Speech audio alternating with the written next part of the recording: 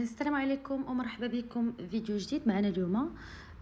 بما اننا شفنا مجموعه من الدروس درنا كل درس فيه فيديو وهضرنا على الاسئله اللي ممكن تحط لكم، وبما ان الوقت ما بقاش وقريبا امتحانات الجهويه والوطنيه، قررت انني ندير دي فيديو فيه دي زاستوس اولا طرق باش ما تضيعوش بها النقاط. غادي نبداو بماده الاجتماعيات. كي كتعرفوا ماده الاجتماعيات كتكون من مكونين: التاريخ والجغرافيا. ماده التاريخ مره كنصادفوا فيها الموضوع المقالي، مره الاشتغال على الوثائق. في الفيديو ديال اليوم غادي نشوفوا الاشتغال على الوثائق، وغادي نهضروا على الاسئله الخمس اللي كيتحطوا كل ما كيتحط اشتغال على الوثائق في ماده التاريخ. وغادي نحط لكم امثله من امتحانات سابقه، وغادي نشوفوا كيفاش نديروا ونجاوبوا عليهم بسرعه بلا ما نضيعوا الوقت. السؤال الاول هو: ضع الوثائق في اطارها التاريخي. هذا السؤال يقدر يكون لكم الاطار التاريخي او سياقها التاريخي، دونك ردوا البال: الزمان، المكان والحدث. هذا السؤال يعني اننا خاصنا نشوفوا الوثائق اللي عندنا ونقراوهم مزيان، وفي نفس الوقت ما خاصكمش تنسوا بان هذا السؤال عليه نقطه واحده، دونك ما خاصناش نضيعوا بزاف الوقت في قراءه هذه الوثائق. ولكن هذا ما كيعنيش اننا خاصنا نقراوهم وفي نفس الوقت باش نربحوا الوقت نستخرجوا الافكار ديال هذه الوثائق، اللي هو غادي يساعدنا باش نجاوبوا على السؤال 3: يستخرج افكار من الوثائق. وهذا الشيء كامل غيمكننا باننا نركبوا فكره عامه اللي هو السؤال 4. غادي نوريكم مثال من الامتحانات السابقه باش تفهموا معايا. دابا غادي ندوزو غادي نشوفوا مثال ديال الامتحان الوطني ديال 2020.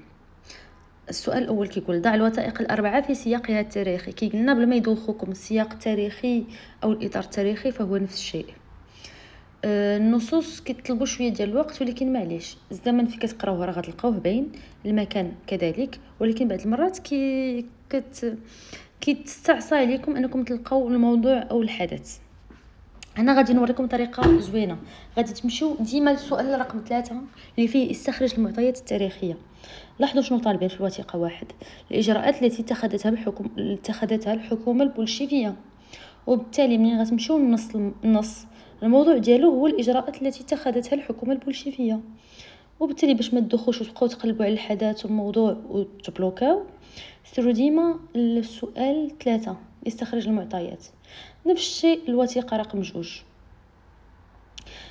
الوثيقه رقم 2: تطور مساهمه الاتحاد السوفيتي والولايات المتحده في الانتاج الصناعي العالمي. غتمشيو الوثيقه رقم 2 غتلقاو بان الجواب هو مساهمه الاتحاد السوفيتي والولايات المتحده الامريكيه في الانتاج الصناعي. ديما الا ما لقيتوش الحدث او الموضوع كتلقاوه في السؤال رقم 2. هادشي باش ما تضيعوش الوقت وتربحوا الوقت. هنا يمكن لكم تشوفوا النصوص وتاكدوا من الاجوبه.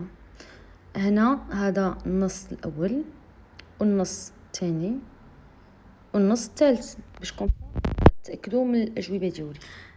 دابا الا شفتوا النصوص حاولتوا تجاوبوا عليهم غتلقاو بان هذه الطريقه هي صحيحه وكتعطيكم الجواب الصحيح. هذه طريقه الناس اللي تبلوكاو في الحدث او الموضوع باش ما يبقاوش يضيعوا الوقت في القراءه. دابا غندوزو المفهوم السؤال الثاني اللي هو: عرف تاريخيا ما ياتي. المفاهيم. هو في الغالب المفاهيم خاص تكون حافظها، ولكن ما كنتيش حافظ كتكون مراجع. يكفي انك طبق الاطار التاريخي اللي شفناه في السؤال الاول اللي هو الزمان والمكان والحدث. نشرح لكم. مثلا ناخذوا القطبيه الثنائيه. الا ما كنتيش حافظ المفهوم حافظه، على الاقل غتكون مراجعه. دونك القطبيه الثنائيه غتجي دير ليها الزمن اللي كان غدير لها الحقبه الزمنيه. هي كانت بعد الحرب العالميه الثانيه، دونك غدير بين 1947 و 1989. المكان هو عباره عن صراع ما بين الولايات المتحده الامريكيه والاتحاد السوفيتي، غتكتب المكان. والحدث هو صراع وتنافس من اجل السيطره على العالم. يكتفي انك تحترم هذا الاطار التاريخي وتكتب وتجاوب عليه، ان شاء الله غتكون عندك النقاط ديالك وتكون الاجابه ديالك محسوبه صحيحه. دابا غندوزو للسؤال الثالث: استخرج المعطيات التاريخيه من الوثائق. الوغ باش تجاوبوا على هذا السؤال يمكن لكم تجاوبوا على شكل عوارض اولا تكتبوا فقره. الطريقه اللي كترتاحوا فيها والطريقه اللي عجبتكم، لانهم بجوجهم صحاح بالنسبه للمصحح. الوغ اللي كنصحكم هي ان الافكار خاصها تكون كامله، تكتبوا كاع الافكار الموجوده في النص، ماشي تكتبوا غير واحد ولا جوج باش تضمنوا النقطه ديالكم، لانه ما تنساوش بان هذا السؤال عليه 3 نقاط. الوغ دابا غادي ندوزو للسؤال رقم 4 عفوا. ركب الفكره الاساس للوثائق الاربعه. بزاف ديال الناس ما كيعرفوش يركبوا الفكره العامه رغم انهم خدموها في الاسئله ديال الاستخراج في السؤال رقم 1 وديجا محدين الموضوع، لان الموضوع مشابه للفكره، غير غادي تزيد تهضر عليه بالتفصيل اكثر. الوغ عندنا افكار جزئيه ديال كل نص كنخرجوا من كل نص فكره ديالو اللي كنعتبرهم افكار جزئيه، وكنخدموا بيناتهم، كنحاولوا نجمعوهم وكنحاولوا نكونوا فكره واحده. دونك كنخرجوا منهم فكره واحده ونربطوهم، وبهذه الطريقه كتكون عندنا فكره عامه. السؤال رقم 5، اكتب انطلاقا من مكتسباتك فقره. دونك هذا السؤال خاصنا نجاوبوه عن طريق فقره. دونك العوارض ما محسوبينش خطا، خاصكم تكتبوا فقره. وفي هذا السؤال هذا خاصكم تكونوا حافظين، لان هذا السؤال خاصك ضروري واخا هو السؤال الوحيد اللي ما يمكنش لك تلقى الجواب ديالو في النصوص ولا في الاسئله. دونك من غير هذا السؤال ممكن لكم تضمنوا 8 ديال النقاط اللي هي ما سهلاش، راه بريسك لا موين.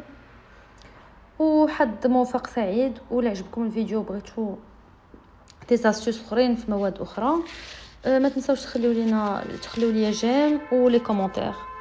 وشكرا.